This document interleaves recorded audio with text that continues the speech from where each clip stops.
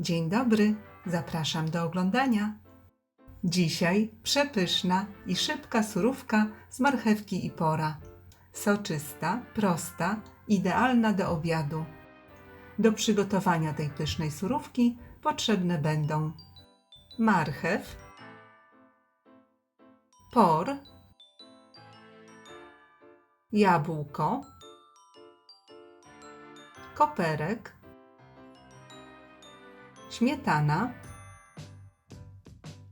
musztarda, pieprz i sól.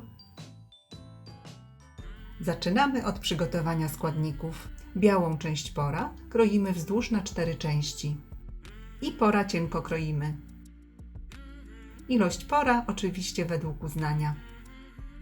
Przed dodaniem do surówki pora można sparzyć wrzątkiem, osuszyć i dopiero dodać do marchewki.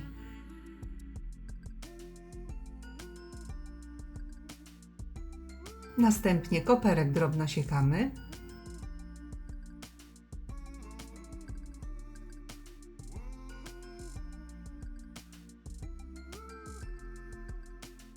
I kolej na marchewkę. Obraną i umytą marchew ścieramy na tarce o średnich oczkach. Można to zrobić ręcznie lub za pomocą przystosowanego urządzenia.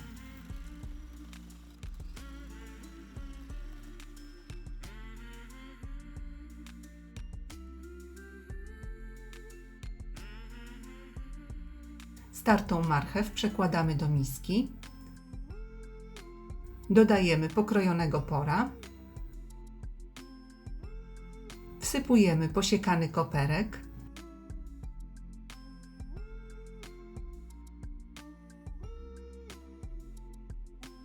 Na tarce o dużych oczkach ścieramy obrane jabłko.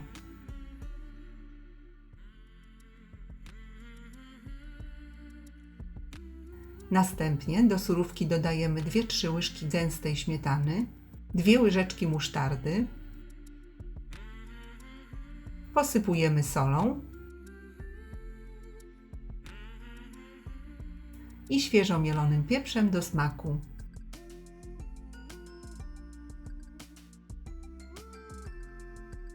Surówkę dokładnie mieszamy i gotowe.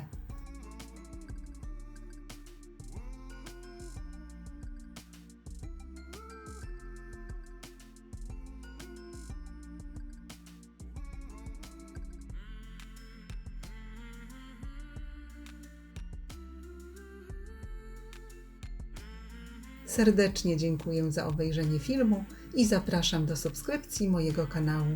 Smacznego!